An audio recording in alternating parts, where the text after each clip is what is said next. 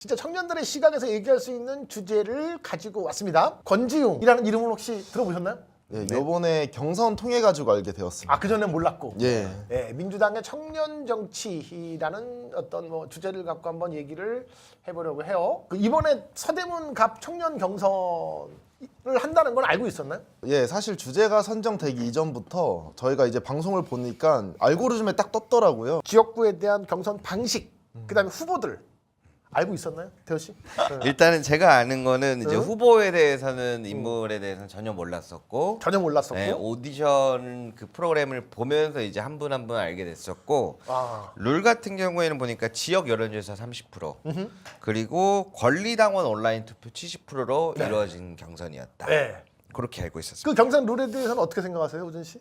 제가 정치에 무관심층이었잖아요. 네. 그러다 보니까 이게 투표에 대해서도 이게 깊게 관여하지 않다 보니까 네. 이게 어떻다라고 표현을 못. 아, 룰 자체에 대해서 네. 뭐 페어한지 언페어한지 네. 혹은 뭐 호불호 자체가 없었다. 네. 거기 있는 후보들을 보면서 좀 이렇게 뭐 마음이 가는 후보. 사실은 권지웅이라는 이름도 이번에 처음 알게 됐다고 하는데 그러면 거기 나와 있는 뭐 후보들을 보면서 또 더군다나 투표권도 없었기 때문에 딱히 어떤 뭐 그런 제가 딱 봤는데 처음에 근데 다들 좀 말씀을 잘 하시더라고요. 근데 유난히 좀 눈이 띄었던 후보 중에 한 명이 김기현 후보였습니다. 김규현. 저 같은 경우에는 처음에 이제 뭐 선입견이라든지 뒷배경 없이 봤잖아요. 그렇죠. 그래서 그 PT를 봤었을 때는 네. 김기현 이 사람 진짜 잘하구나라는 걸 잘하구나. 느꼈습니다. 지역 여론조사 30%랑 이 권리당원 온라인 투표 70% 이 룰 자체는 개인적으로 너무 마음에 들었습니다. 일단 첫 번째로는 이 청년들을 위한 지역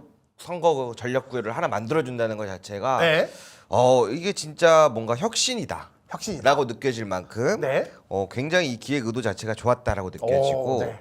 그리고 사실 근데 지역구 선거 전략으로 지역으로 가게 되면 사실 근데 이제 경선 후보를 이제 청년들을 정하는데 지역 여론조사 비중을 30%로 하고 권리당원 온라인 투표로 한다는 것 자체가 네. 굉장히 합리적이라는 생각이 들고 네. 가장 마음에 들었던 거는 권리당원 이렇게 참여하고 행할 수 있는 이런 이벤트 같은 것들이 생겼다라는 느낌에 네.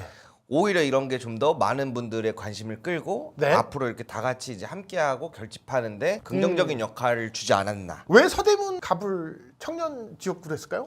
이게 아무래도 우상호 의원이 불출마 선언을 했기 때문에 거기 지역구가 딱 비게 되었잖아요. 네. 그래가지고 아마 청년들한테 좀 많은 기회를 주려고 만들지 않았나. 다른 지역구도 불출마 선언할 때 많은데 왜 하필 서대문이었을까? 청년이 많이 살아서 이게 왜 그러냐면 이제 이대도 있고 네. 연대도 있고 건너편에 홍대도 있고 하니까 많은 대학생들이 밀집된 지역이기 때문에 네. 아무래도 청년들이 좀 서대문구에서 정책을 펼치면 잘할 수 있지 않을까, 해낼 수 있지 않을까 때문에 아마 네.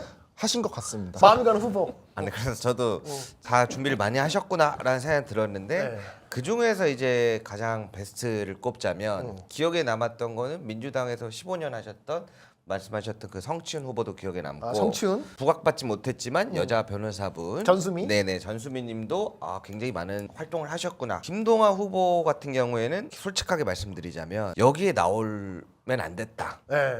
정도라고 생각이 들 정도로 네. 너무 하이 레벨이었다. 근데 사실은 그러면 그 PPT를 보고서 누구를 찍어야겠다 라고 생각한 유권자가 얼마나 됐을까요? 저는 많지 않다라고 느껴요. 네. 이게 왜 그러냐면 대장동 초기에 대응을 상당히 잘했다라고 알고 있거든요. 그런 부분도 부각되고 이재명 대표랑 약간 친밀감도 있기도 하고 지금 가장 중요한 게 제1로 뽑는 것이 윤석열 정부에 대한 심판이 가장 첫 번째로 뽑잖아요. 네.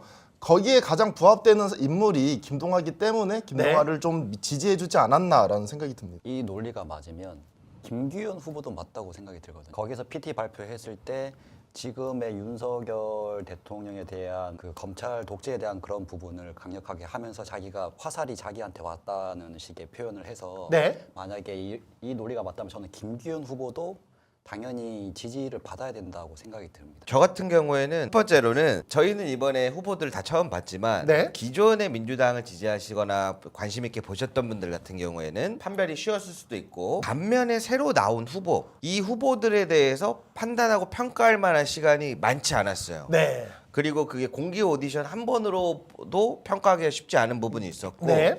이게 사실 지금 공고가 나오고 공개 오디션까지 진행된 게 딱 2주 정도인데 네.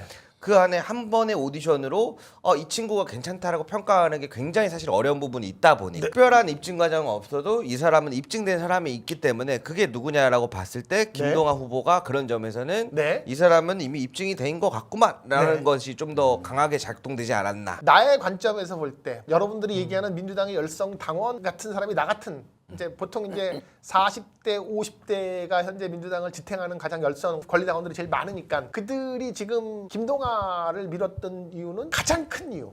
한 80%, 90% 정도의 이유는 권지웅이 미워서예요. 제가 약간 조사해본 바로는 이제 미워하는 이유가 이제 크게 두 가지인 것 같은데 이제 김남구 의원님 코인 관련된 그 발언이라든지 아니면 김건희 여사 녹취록 관련된 부분에 대해 가지고 당원분들이 상당히 미워하시는 것 같더라고요.